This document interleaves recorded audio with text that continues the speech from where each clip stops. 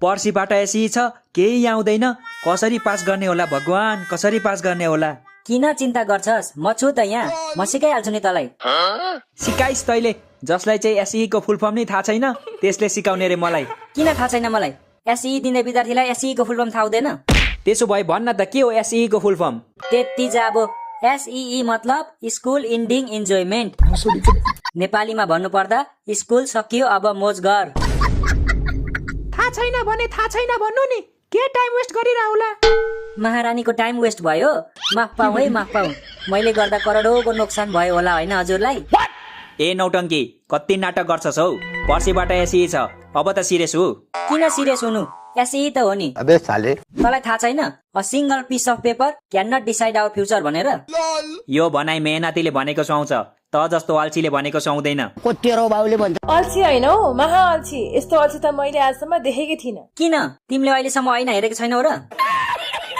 ओइ, त नपढ्ने भए घर जा त, हामीलाई पढ्नु दे। कति पढ्छस् हौ, कति पढ्छस्? हिजोदेखि पढेको पढेछस् त, अझै याद भएन तँलाई? अनि एउटा सब्जेक्टको मात्र याद भएर हुन्छ, अरू सब्जेक्टको चाहिँ याद गर्नु परेन? तँलाई एउटा सब्जेक्टको याद भइसक्यो? भइसक्यो त। कुन सब्जेक्ट याद भयो तँलाई? कम्प्युटर। यसलाई कम्प्युटर याद भइसक्यो, आफूलाई भने कतिवटा सब्जेक्ट छ भन्ने पनि थाहा छैन। मलाई पनि कम्प्युटर र ओपिटी म्याथ याद भइसक्यो। अनि मलाई त कम्प्युटर छोकै छैन भन्दै थिइस् त। कहाँ छोको छ त मैले? घरमा कम्प्युटर भए पो छोनु, कम्प्युटर बुक पो छोको त। कैसे कैसे लोग रहते हैं यार। कम्प्युटर त मलाई पनि आउँछ, अस्ति नै पढिसकेको मैले त झन्। सबै आउँछ? A to Z। Fill in the blanks, true false, question answer, word meaning, जे सोध्नु छ सोध, सब भनिदिन्छु म। ल त्यसो भए भन् त, what is MS Word? MS Word is the word, which is the word, C is the word, is the word, I is the word, Messi is the word. Messi is the goat? MS वर्डमा Messi कसरी आयो? कुद्दै आयो नि, कसरी आउँछ र?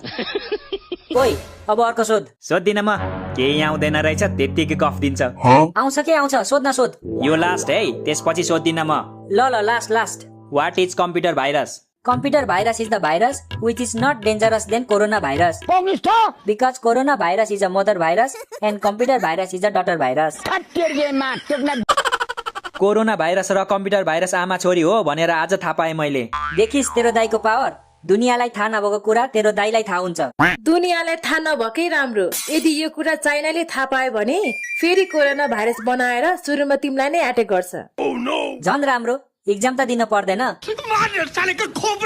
घरमा मिठो मिठो खाँदै बस्न पाइन्छ नि। तिमीहरूले एउटा कुरा थाहा पायौ? नेपालमा राजा फर्किन लाग्छ नि। कता फर्किन लाग्छ?